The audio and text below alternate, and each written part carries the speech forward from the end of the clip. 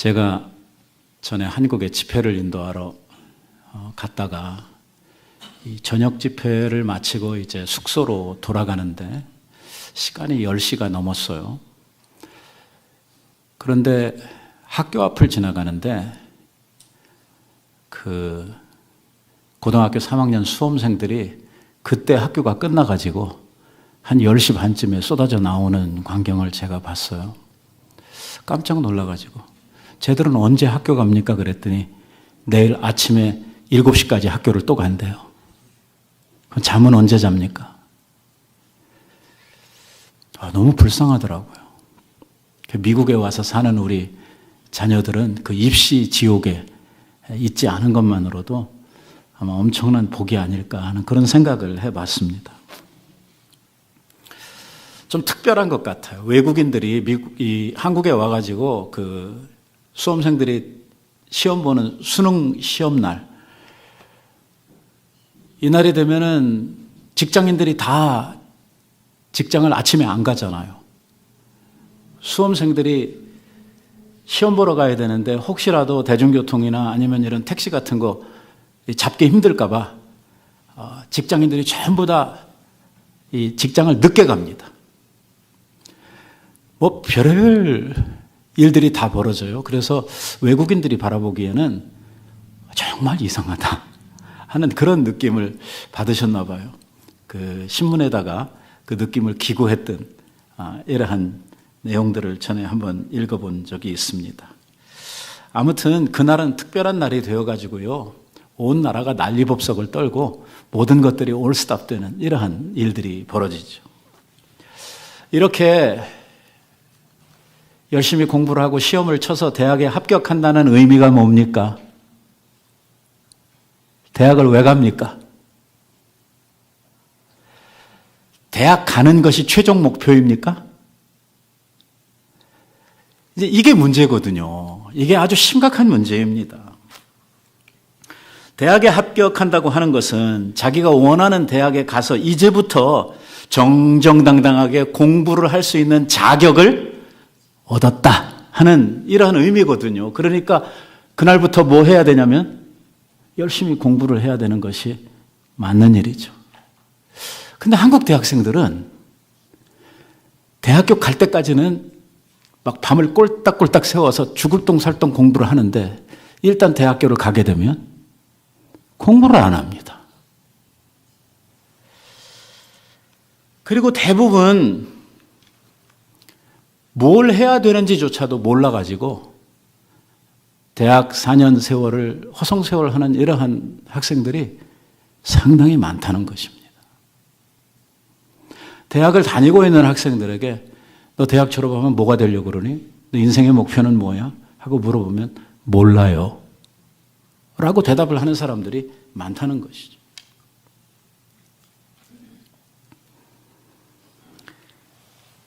뭐 그건 대학생들 이야기고, 오늘 제가 여러분들하고 나누고 싶은 중요한 주제는 뭐냐면 이 그리스도인들에 대한 문제입니다.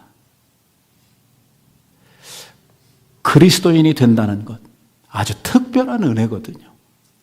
이게 노력으로 될 수 있는 일도 아니고 돈 주고 살 수 있는 일도 아닙니다. 그래서 우리 유치부에 있는 아이들이 돈으로도 못 가요 하나님 나라, 힘으로도 못 가요 하나님 나라 해가면서 노래를 부르는 거거든요.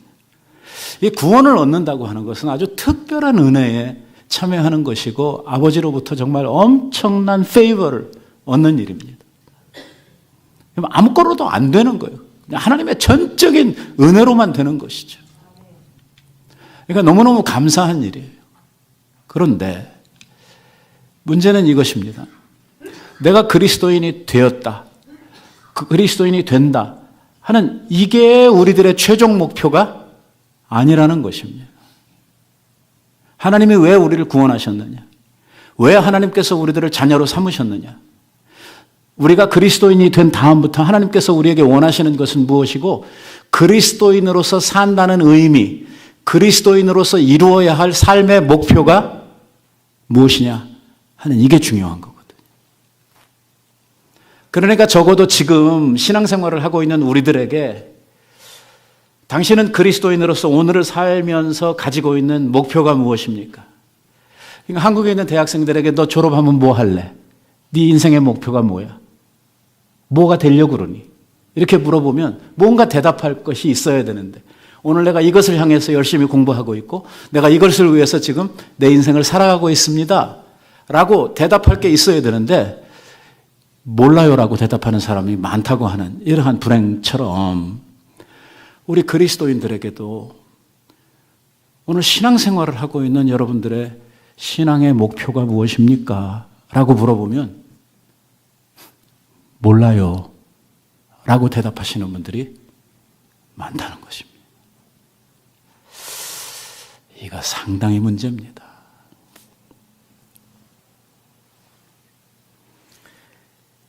예수를 믿은 다음에 뭘 해야 되느냐? 내가 신자가 되었는데, 내가 그리스도인이 되었는데 이제부터 뭘 해야 되느냐?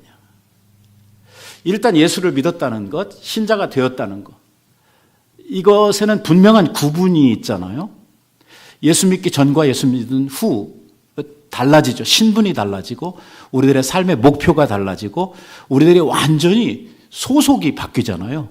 땅의 시민권을 가진 자에서 하늘의 시민권을 가진 자로 바뀌게 되고 우리의 신분이 완전히 죄인에서 의인으로 사망에서 생명으로 이 엄청난 변화를 겪는 일이잖아요.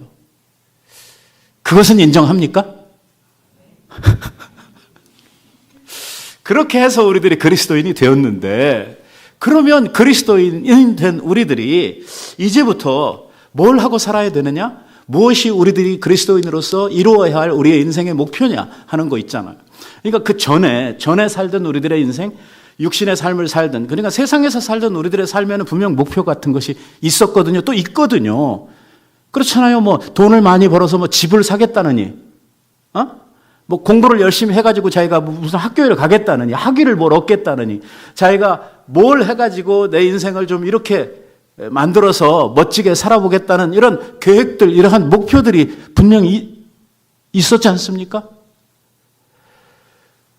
그런데 이러한 우리들의 삶을 세상에서 하나님의 나라로, 그리고 우리들을 마귀의 자식에서 하나님의 자녀로 이렇게 우리들을 변화시켜 주시고 오늘 그리스도인 된 우리들에게 하나님은 어떤 삶을 살기를 바라시고 우리가 그리스도인으로서 하나님 앞에 이루어야 할 우리들의 삶의 목표가 뭐냐 하는 것들을 알고 신앙생활을 하는 것과 이것을 모르고 진짜 몰라요 하면서 사는 것과는 하늘과 땅의 차이를 가지는 이러한 신자의 삶의 질, 삶의 가치 이러한 것들이 달라지겠죠. 그러니까 교회만 왔다 갔다 하면 되는 일이 아니라는 것입니다. 나는 이제 뭘 하고 살아야 되나? 그래, 과거에는 썩어질 양식을 위해서 세상에 있는 정말 보잘것없는 이러한 것들, 우리가 지난번 우리 빌립보서 공부하면서 사도 바울이 내가 그동안 사람들이 자랑거리로 여겼던 그 많은 것들 있잖아요. 뭐 학벌이니 가문이니 자기 어떤 신분이니 뭐 이런 것들, 뭐 너희들이 뭐 자랑할 만한 게 있어? 나는 너희들보다 훨씬 더 자랑할 게 많아 하면서 이야기를 했더니 이 모든 것들을 그리스도를 위하여 자기는 다 왜 버려, 그걸, 그 아까운 걸. 근데 버린다는 거예요. 왜? 그에게는 분명한 목표가 있어요. 이걸 이렇게 쓰레기처럼 버리는 목표가 있다고요. 여러분들이 다 버렸는지 안 버렸는지 그건 제가 묻지 않겠어요. 뭐 스스로 대답해 봐야 할 이러한 문제고, 중요한 것은 우리가 이러한 변화를 겪었고 이러한 위치에 갔고 이 바울과 동일한 은혜를 우리들이 받았다고 하면 오늘 바울이 이야기하려고 하는, 바울이 오늘 빌립보 교인들에게 지금 이 말씀을 통해서 강조하려고 하는 이 우리의 새로운 목표, 우리의 인생의 목표가 무엇인가 하는 것을 이해하고 그것을 위해서 달려가는, 그것을 위해서 살아가는 이러한 우리들의 삶의 내용이 있어야 되지 않느냐 하는 것입니다. 이겁니다. 우리가 하나님의, 이제 옛날에는 세상 일을 하고 세상을 즐겁게 하는 생활을 했지만 이제부터는 하나님의 자녀가 됐고 하나님이 원하시는 일을 해야 되고 하나님을 기쁘시게 해야 되니까 우리 다 목사 됩시다. 신학교 갑시다. 전부 다. 아니면 선교사로 다 나갑시다. 이게 하나님 원하시는 겁니까? 여러분들을 하나님께서 다 선교사로 부르셨나요?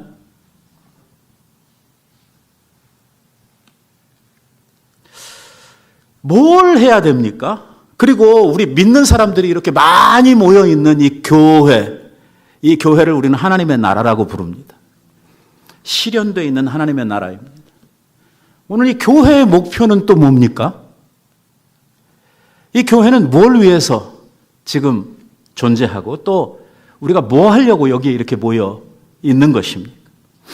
일주일에 한 번씩 모여서 예배드리고 밥 먹으려고요?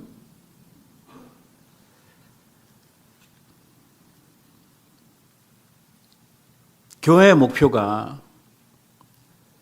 아름다운 성전을 짓는 것입니까? 이게 하나님 기뻐하시는 뜻이 될까요?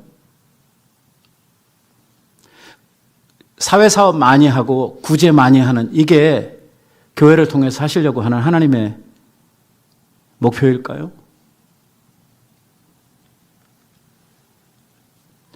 사도 바울은 오늘 우리가 읽은 본문에서 빌립보 교회 교인들에게 지금 문제 제기를 하고 있는 것입니다. 왜냐하면 교인들 가운데, 빌립보 교회 교인들 가운데에서도 교인이라고 하면서도 교인들이 붙들고 가야 할 아주 중요한 인생의 목표를 잃어버리고 살아가는 이런 사람이 많았기 때문입니다.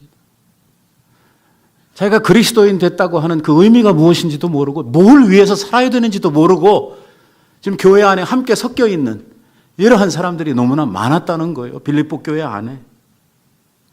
또 그 중에는요, 어떤 사람들이 있었냐면 교회 안에서 다른 사람들을 무시하는 사람들이 있었습니다. 그러니까 성도가 성도를 차별하고 성도가 성도를 무시하는 겁니다. 왜 무시하냐? 자기는 상당한 신앙이 높은 어떤 신앙의 경지에 이른 사람으로서 나는 너희들하고 다르다고 하는 이러한 특권의식을 가지고 있는 사람들이 빌립보 교회 안에 존재를 하고 있었습니다. 이러한 현상들은 현대 교회에서도 얼마든지 있을 수 있는 일이죠.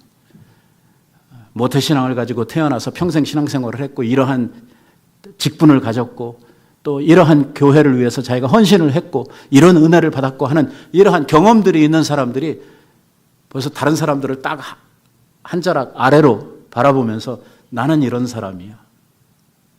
나는 이제 거의 다 이루었어. 나는 교회에서 이야기하는 몽땅 다 알아. 알긴 알아요. 언제 일어나야 되고 언제 앉아야 되고 이것도 알고 사도신경 하면 보고 읽지 않아도 될 만큼 뭐 알긴 알아요. 근데 그게 믿음을 정말 이해하고 아는 것일까? 그게 하나님이 원하시는 이러한 이 성도의 삶일까 하는 문제죠. 당시에 그 빌립보 교회 사람들의 그 현장을 놓고 우리들이 이야기를 한다고 하면 이 사람들이 이방인 교회고 이방인들 중에서 개종한 사람들이 주종을 이루고 있는 교회였음에도 불구하고 이 사람들 가운데에서 뭘 본받는 사람들이 생겨났냐면 유대교의 그 철저한 종교의식이나 신앙생활을 본받으려고 하는 사람들이 생겨났어요. 이 말은 아주 심각한 이야기였어요. 왜냐하면 사도 바울이 전해준 복음의 정수에서 떠나서 엉뚱한 것을 쫓아가는 것이었거든요. 이 사람들이 왜 이런 것들을 쫓아가냐면 보기에 좋았단 말이에요. 종교인으로서 저런 생활을 한다고 하는 것이 상당히 다른 사람들에게 딱 구별이 되고 다른 사람들이 보면 저 사람 정말 믿음 좋네 이렇게 보여지고 나타나는 이러한 일이었다고 하는 것이죠. 그래서 시간을 정해놓고 기도를 하고 일주일에 2번씩 금식을 하고 구제를 이렇게 얼마씩 하고 뭐 성경을 얼마씩 읽고 읽는 것도 모자라 가지고선 성경 구절을 쓴 이 천 같은 것을 맞박에다 붙이고 다니고 다 별짓 다 했어요.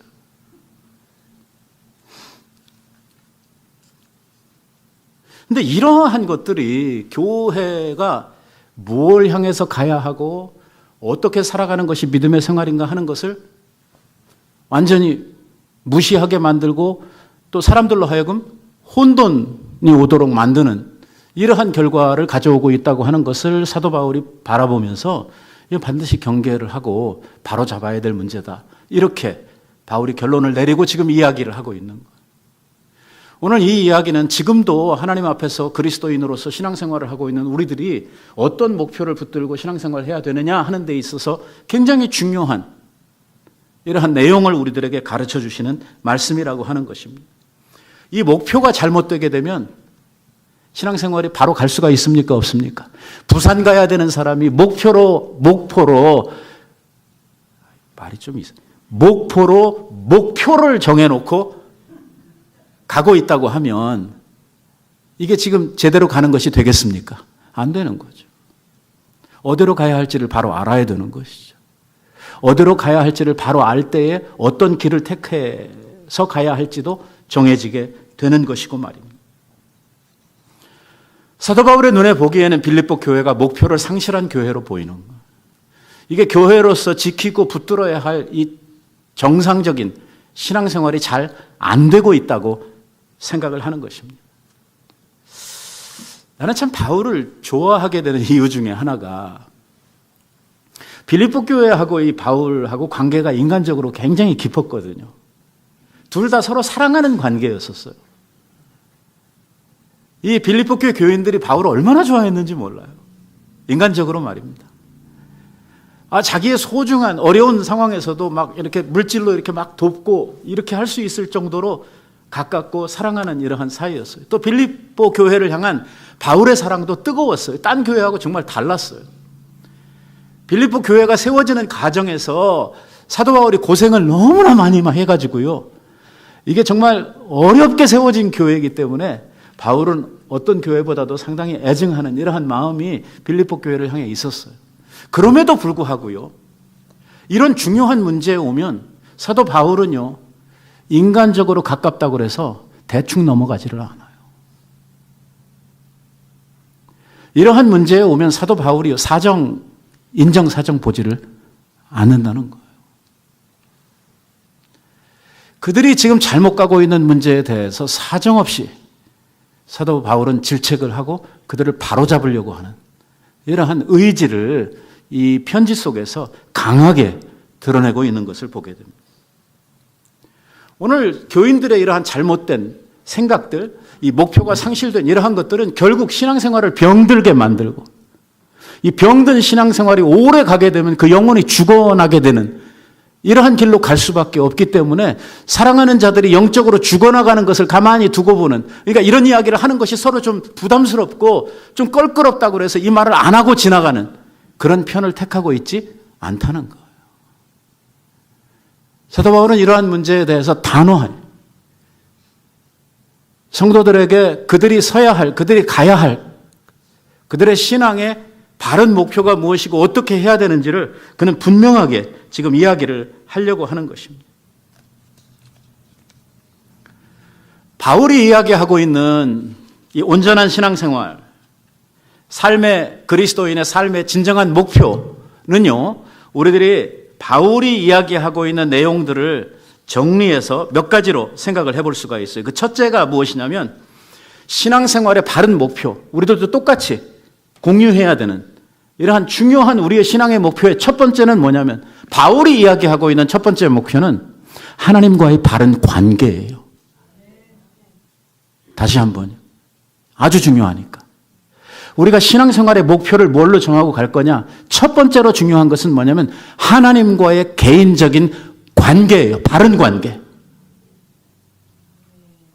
이게 안 되면 신앙생활은 절대로 될 수가 없다는 거예요. 여기에는 이중적인 의미가 있어요.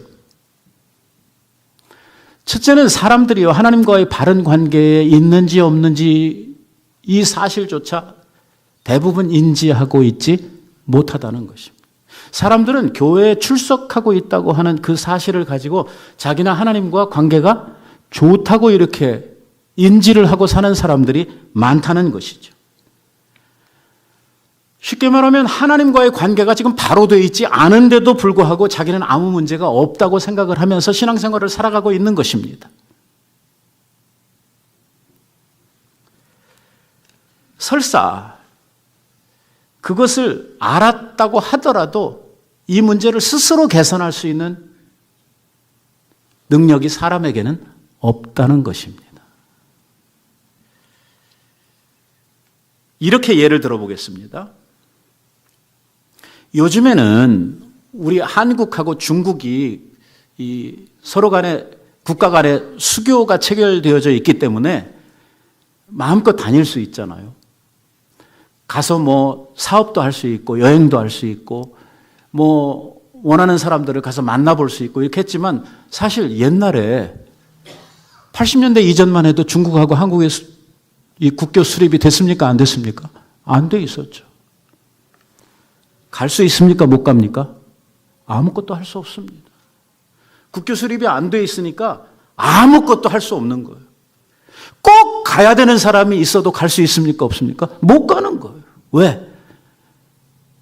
서로 간에 국교 수립이 안 돼 있으니까.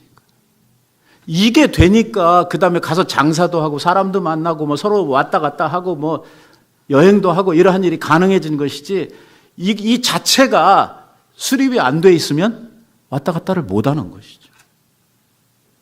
아무것도 할 수 있는 것이 없는 것입니다. 이거예요. 우리가 믿음의 생활을 하기 위해서 우리가 하나님으로부터 받아야 하고 누려야 하는 것들이 너무 많아요. 만약에 하나님께서 우리의 믿음 생활에 아무것도 도와주시지를 않는다? 하나님이 우리에게 믿음 생활에 필요한 것들을 공급해 주시지 않는다? 우리는 믿음 생활을 할 능력이 없습니다. 믿음은요, 하나님의 선물입니다. 아니, 구원부터 선물이고요. 우리들이 믿음의 생활을 해 가는 데 있어서 필요한 것도 하나님의 선물들입니다. 개인의 노력만 가지고 될 수 있는 일이 결코 아니죠. 그런데 하나님과 우리 간에 이 국교 수립이 안 돼 있으면, 이 관계 정립이 안 돼 있으면 하나님으로부터 아무것도 올 수도 없고 받을 수도 없다고 하는 말입니다. 그러니까 하나님과의 바른 관계를 맺는 것, 유지하는 것, 이게 굉장히 중요한 문제입니다. 그래서 우리들이 신앙생활을 살아가면서 우리의 삶의 목표, 우리 그리스도인으로서의 신앙의 목표가 뭐여야 되냐면 하나님과 바른 관계를 맺고 살아가는 것입니다. 그리고 이 관계가 깨지지 않도록 이 관계를 잘 유지해가는, 이게 굉장히 중요하다는 것이죠. 오늘 9절 말씀에서 이렇게 이야기를 합니다. 그 안에서 발견되려 함이니 내가 가진 의는 율법에서 난 것이 아니요 오직 그리스도를 믿는 믿음으로 말미암은 것이니 곧 믿음으로 하나님께로부터 난 의다. 여기서요 진짜 많은 것들을 함축적으로 이야기를 하고 있는데 여기서도 제일 중요한 것은 무슨 말이냐면 맨 끝에 있는 말입니다. 하나님으로부터 난 의라. 저 말이 굉장히 중요한 말입니다. 하나님과 죄인 사이에는 교류가 있습니까? 없습니까? 예? 없습니다. 하나님은 죄를 너무 싫어하지. 하나님은 죄를 가까이 하실 수도 없고 그런 죄를 용납하실 수도 없고 하나님은 빛이시고 죄는 어두움입니다. 빛과 어둠이 공존할 수 없는 것처럼 이 죄인과 하나님은요 완전 상극이라고 우리가 생각을 하면 좋겠습니다. 그럼 저 하나님으로부터 난 의라 하는 저건 뭐냐?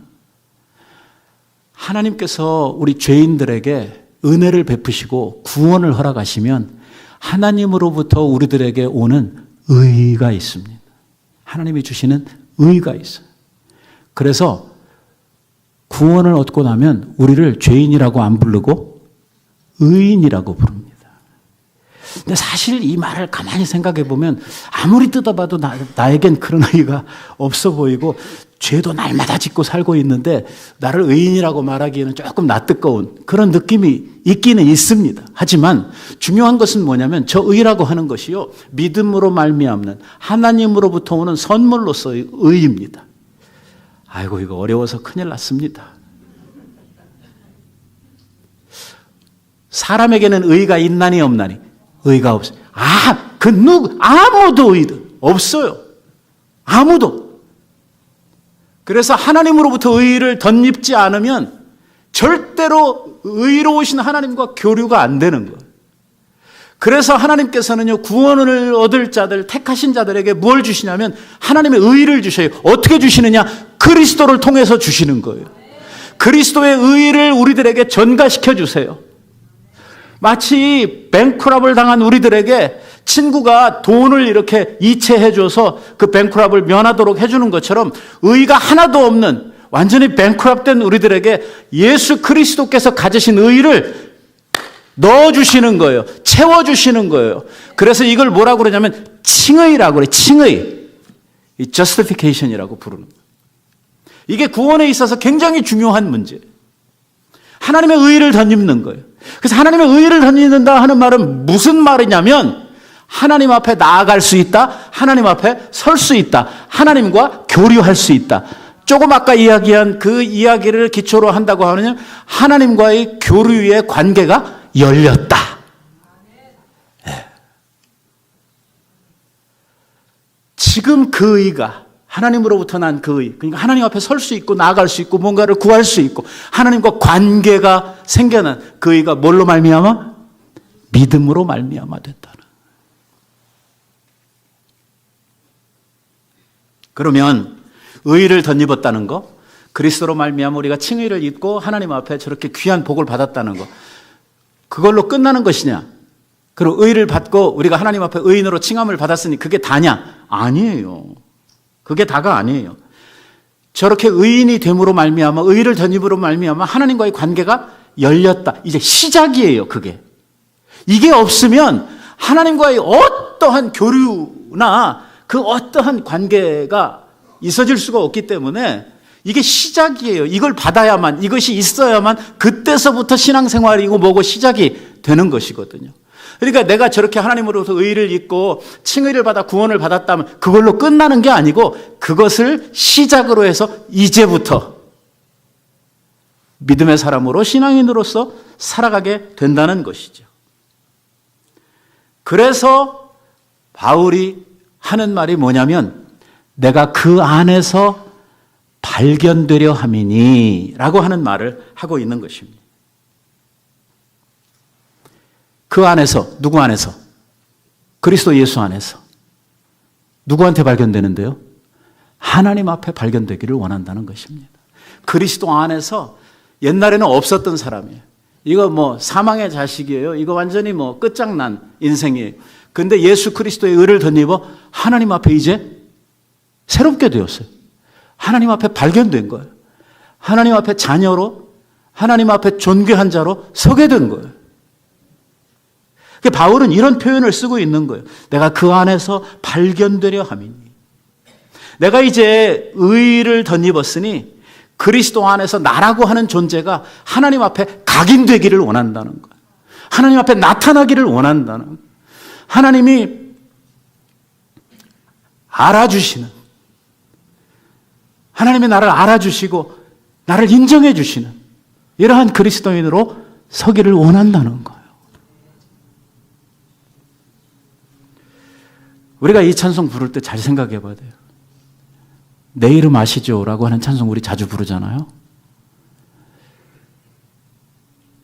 정말 주님이 내 이름을 아실까 하는 그런 질문을 한번 심각하게 해볼 필요가 있어요. 그래서 바울이 지금 강조하려고 하는 것은 무엇이냐면 내가 이제 그리스도인이 되었어요. 의를 덧입었어요. 이제 하나님의 자녀가 되었다는 명분은 받았어요.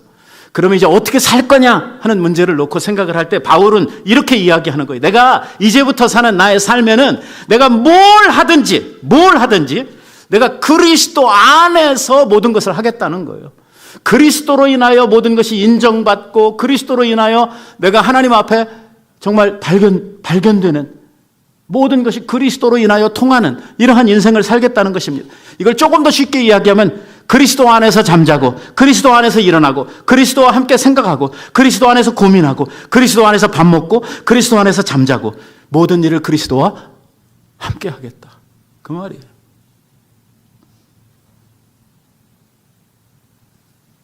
그리고 바울은 한 걸음 더 나아가서 나 혼자만 내 속에서만 그렇게 생각하는 것이 아니라 다른 사람들이 나를 바라볼 때에 다른 사람들이 나를 이렇게 평가를 할 때에 저 사람은 그리스도의 사람이다 라는 인정을 받을 만큼 그리스도와 합한 삶을 그리스도와 연합된 삶을 살겠다는 거예요. 이게 우리의 목표예요.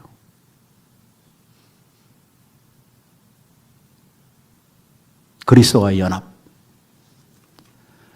매일의 삶 속에서, 여러분들의 생각 속에서, 행동 속에서 그리스도가 함께 사시는 거예요. 얼마나 귀한 일인지 몰라. 그러니까 내 생각이 사라지고 그곳에 그리스도의 생각이 들어오게 되는 거예요. 오늘 내가 쓸 수 있는 수많은 어떤 내가 가지고 있는 지식, 내가 가지고 있는 경험치들, 내가 가지고 있는 어떤 능력들, 이런 것들은 다 사도 바울의 말처럼 다 쓰레기, 다 배설물로 여기고 이제는 누구로만 살겠다? 그리스도로만 살겠다는 거예요. 하나님이 내게 주시는 능력, 하나님이 내게 주시는 생각, 하나님이 내게 주시는 은혜, 그거 붙들고 살겠다는 거예요. 그리스도 안에서 살고 그리스도 안에서 죽겠다는 거예요. 그러니까 뭐라고 이야기를 하냐면 빌립보서에서 바울은 내 안에 사시는 것이 그리스도니 그리스도를 위하여 죽는 것도 나는 기쁘다는 거예요. 기쁘다는 거예요. 그리스도와 함께라면 살고 죽는 것은 문제도 안 된다. 그 이야기를 하는 거예요. 그런데 실제로 우리들은 어떻습니까? 우리가 교회에 오면은 그리스도와 함께 하는 것 같고 또 함께 하겠다고 고백도 하는데 딱 문 나가면서 빠이빠이 주님 다음 주일에 또 봅시다. 이렇게 하고 나가시는 일들이 많잖아요. 우리가 우리의 삶에서 얼마나 많이 주님을 부인하고 주님의 마음을 가슴 아프게 하고 막 죄 짓고 하나님 그렇게 싫어하시는 죄 가운데 빠져서 허우덕거리 얼마나 이런 일들이 많습니까? 실제로 우리의 삶 가운데 보면 주님과 함께하는 시간보다 함께 안 하는 시간이 훨씬 많잖아요. 조금 자기가 불리해지면 주님 여기 잠깐 계세요. 돌아서 계세요. 쳐다보시지 마시고. 이러고 가서 자기 할 짓 하고. 사도 바울이 이러한 말을 하는 것은 믿음의 세계라고 하는 것, 신앙생활을 살아간다고 하는 것은 자기가 뭔가 노력해가지고 이루는 결과물이 아니라고 하는 것을 철저하게 인식하고 있기 때문이에요. 주님으로부터 하나님으로부터 공급받는 게 없으면 결국은 자기의 신앙생활이라고 하는 것은 아무것도 남길 수 없다고 하는 것을 그가 인지하고 있기 때문이죠. 그리스도와 함께 할 때에 모든 것이 가능하고 주님 주시는 능력, 주님 주시는 지혜, 주님이 우리들에게 주시는 모든 환경과 모든 사람들 이러한 것들을 통해서 이루어 가시는 이러한 하나님의 역사를 그는 경험을 하고 있고 또 그것밖에 우리들에게 다른 방법이 없다고 하는 걸 알기에 지금 이 이야기를 하고 있는 것입니다. 그래서 바울은 갈라디아서에서 이런 고백을 하는 거예요. 여러분들 잘 아시는 고백이죠. 내가 그리스도와 함께 십자가에 못 박혔나니 나는 죽었어요. 나는 없어요. 여러분 자꾸 살려고 그러면 안 됩니다. 죽어야 합니다. 나라고 하는 놈이 우리 안에서 자꾸 이렇게 고개를 쳐 들려고 할 때마다 우리는 그놈을 죽여야 합니다. 십자가에 못 박아야.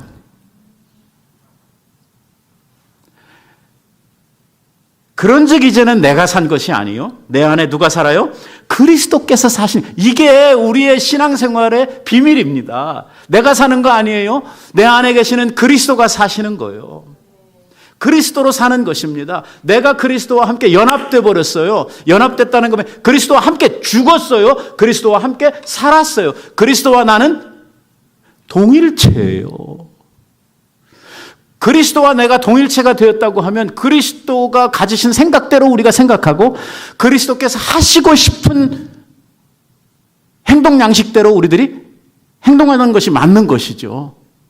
그리스도와 하나 되었다고 이야기를 하고 그리스도와 동행한다고 하면서 내 생각대로 하고 내 고집대로 하고 이렇게 간다고 하면 이거는 완전 거짓말이죠.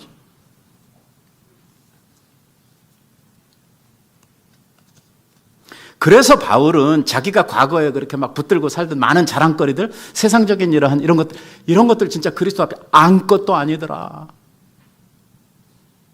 내가 중요하다고 생각하면서 살았던 이러한 것들이 그리스도와 합한 삶을 살려고 하다 보니까 이런 것들이 그리스도께는 하나도 중요하지 않더라.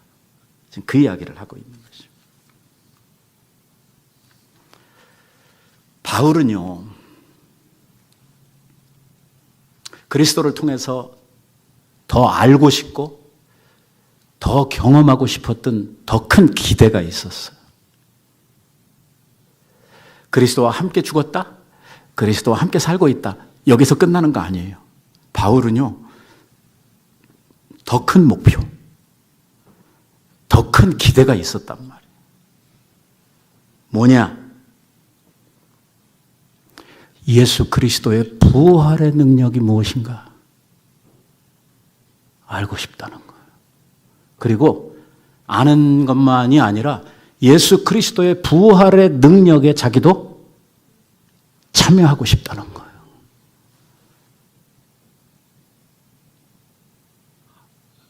이것도 굉장히 어려운 건데요. 세상에 지금까지 죽었던 사람이 다시 산 일이 있습니까? 없습니까? 없습니다. 주님 한 분만 죽었다 살아나셨습니다. 이 세상에 어떤 사람이, 그 누가 부활의 실체를 알 수 있습니까? 죽었다 살아나는 그 능력을 누가 알고 있고 누가 그것을 실제로 행사할 수 있습니까? 아무도 없습니다. 우리는 지금도 예수 믿는다고 하면서도 죽는 것을 엄청 두려워합니다. 왜? 우리는 아직 부활을 말로만 들었지 그 부활의 능력이 우리 안에서 역사하고 있지 않기 때문이에요. 바울은 이제 그리스도와 함께 죽었어요. 다시 살고 지금 그리스도와 함께 살겠다. 여기서 끝나는 게 아니라 예수님께서 죽으셨다가 다시 사신 그 부활의 능력이 무엇인지 자기도 그것을 경험하고 싶다. 부활에 참여하고 싶다. 이렇게 지금 이야기하고 있는 것입니다. 바울이 이러한 생각을 하게 된 데는 그만한 이유가 있습니다. 바울이 과거에 주님 만나기 이전에 어떻게 살았는지 여러분들 잘 아시지 않습니까? 정말 대단한 사람 아닙니까? 그리고 그 열심으로는요, 믿는 자들을 핍박하며 믿는 자들 잡아 죽이는데 맨 앞장서서 다니던 사람. 여러분, 스데반 집사님 죽을 때 사람들 앞에서 증인 섰던 사람이 바로 바울입니다. 그리고 다메섹을 향해 그때 갈 때도 대제사장의 공문을 받아가지고 믿는 사람 잡아 죽이려고 가던 길이었어요. 가다가 주님을 만납니다. 사울아, 사울아, 네가 나를 왜 핍박하느냐며 말씀하시는 주님의 음성을 어디에서 듣냐면 정오의 햇빛보다도 더 밝은 빛 가운데에서 쓰러져 있는 이 바울이, 그때는 사울이라고 불렀죠. 주님을 만나는 겁니다. 다메섹으로 가던 그 도상에서. 너무 밝은 빛에 눈도 뜨지 못하는, 결국은 장님되지 않습니까?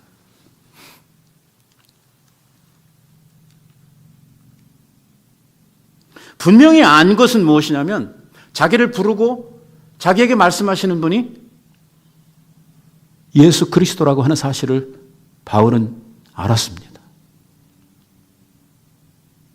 사울아, 사울아, 내가 어찌하여 나를 핍박하느냐. 주님이 그렇게 말씀하시는 거예요. 바울이 기절초풍을 했습니다. 왜? 바울의 생각에는요, 예수님이 어떤 사람인 줄 알았냐면 유대교의 이단으로 하나님의 아들이라고 자기 스스로를 자처하면서 사람들을 선동하고 거짓말하며 하나님을 모독하는 아주 저주스러운 이러한 이단아라고 생각을 했거든요. 그래서 결국은 어떻게 됐어요? 그의 잘못대로 나무에 달려 죽었어요. 끝났어요. 죽은 줄 알았는데, 끝난 줄 알았는데, 그 주님이 자기의 이름을 부르며 자기 앞에 나타나 있는 거예요. 진짜 환장할 노릇 아닙니까? 자기가 지금 예수 믿는 사람들 잡아 죽이러 댕기고 있는데 그 죽은 예수가 나타나가지고 자기 이름을 부르면서 왜 너 나한테 이러니? 이래 말씀하시니 바울이 얼마나 기겁을 했겠어요. 완전 시체가 돼서 쓰러졌습니다. 그리고 지금까지 자기가 붙들고 있던 모든 것이 다 깨져버렸어요.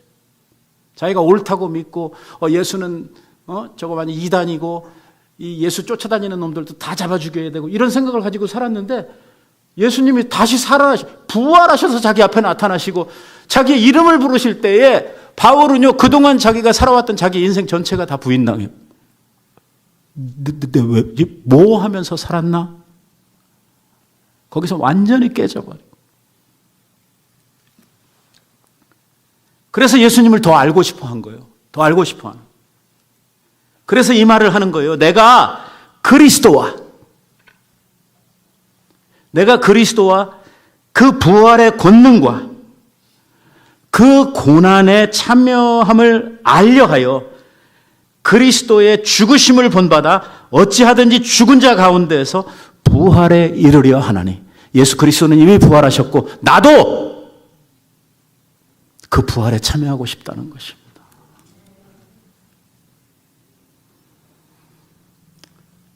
단지 사람들이 알고 있는 예수, 나사렛에서 태어난 목수의 아들, 4대 성인 중에 하나, 그런 예수로 아는 것이 아니라 내가 그리스도를 알려하여 예수 그리스도가 누구신지, 그리스도에게 있는 비밀은 무엇인지, 도대체 그 사람은 어떻게 죽었는데 다시 살았는지, 어떻게 그분이 내 앞에 이렇게 나타날 수 있는지, 이 비밀을 알고 싶어 했다는 것입니다. 그리고 그분이 죽었다 다시 살아난 이게 도대체 뭔지 알고 싶다는 거예요. 왜? 그런 일이 역사상 단 한 번도 없었거든. 우리의 믿음, 아주 믿음 좋았던 우리의 선진 중에 욥이라고 하는 사람이 있잖아요. 욥. 욥이 믿음이 엄청 좋았잖아요.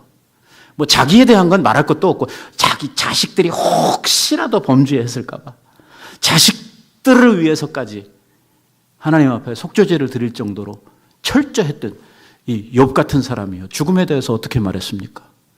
사람이 한 번 죽으면 어찌 다시 살 수 있겠습니까?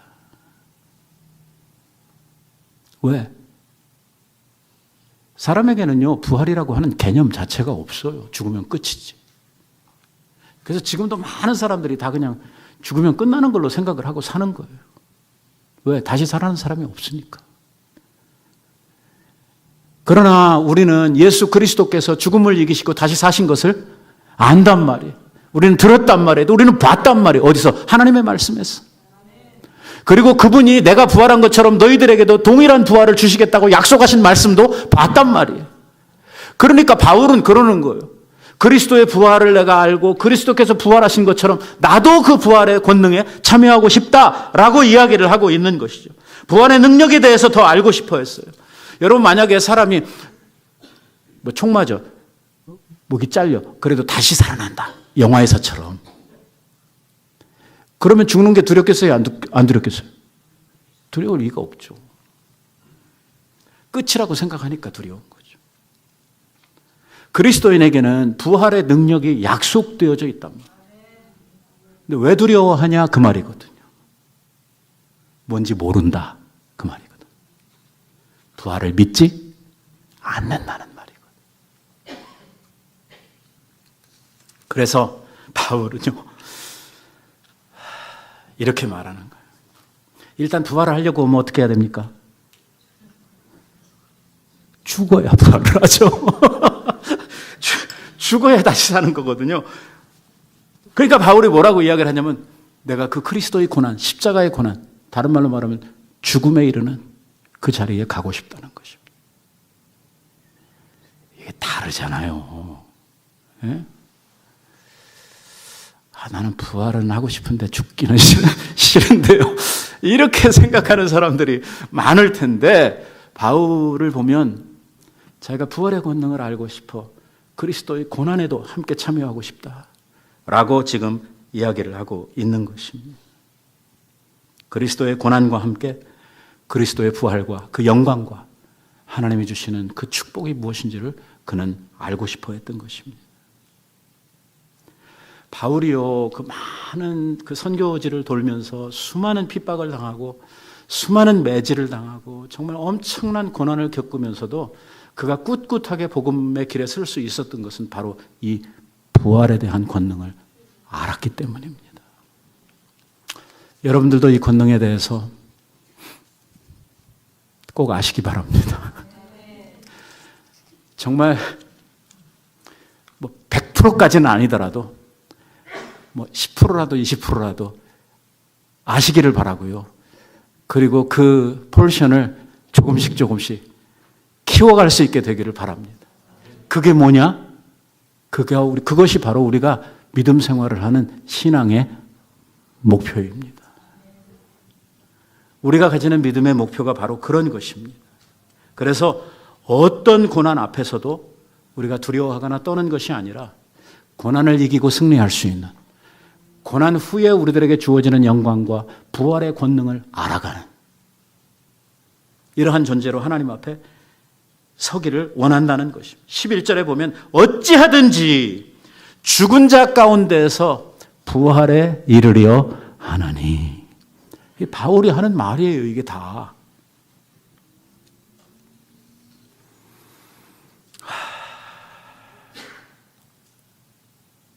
그래서 바울은 자신의 목표를 이렇게 이야기합니다. 내가 이미 얻었다 함도 아니요, 내가 이미 이루었다 함도 아니다.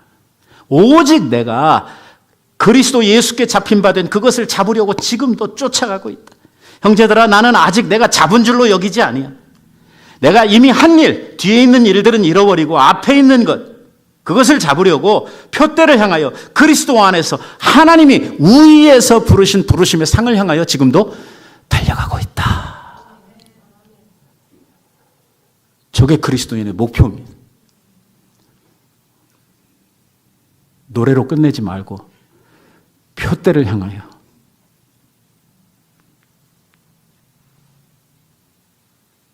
구원을 받지 못했다는 말이 아니잖아요.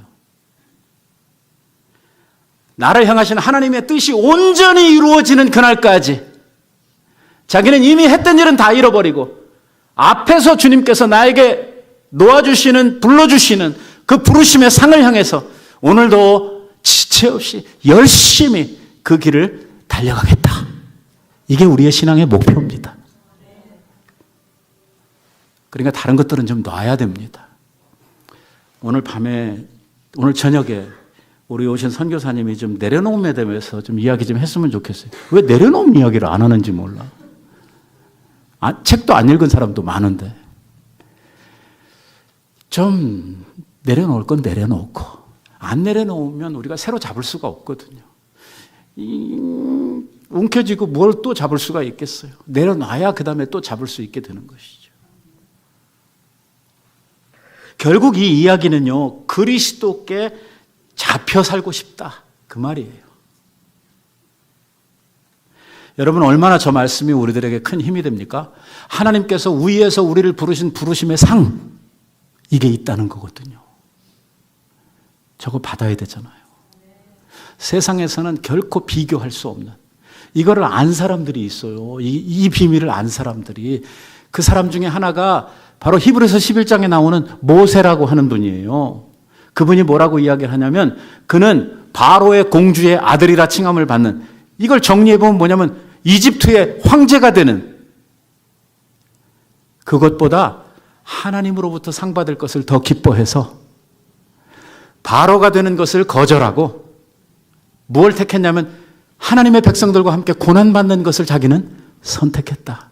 이게 바로 모세의 믿음이다 라고 히브리서 기자가 이야기해주고 있는 거예요. 사랑하는 성도 여러분, 우리 같이 그날을 위하여, 저 상을 위하여 우리 함께 달려가십시다. 우리가 얼마나 이 세상에 더 오래 살 수 있는지 알 수 없지만 살아있는 동안 진정한 그리스도인의 신앙의 목표를 붙들고 달려가는 여러분들 꼭 되시기를 바랍니다. 주일날만 한 번씩 얼굴 뵈면서 잠깐 반짝 이렇게 하고 사라지는 이게 아니라 24시간 365일 정말 하나님께서 우리들을 향해서 가지신 당신의 계획, 우리 인생의 목표, 이거를 향해서 열심히 달려가시는 여러분들 꼭 되시기를 우리 예수님의 이름으로 축원드립니다. 기도하십시다.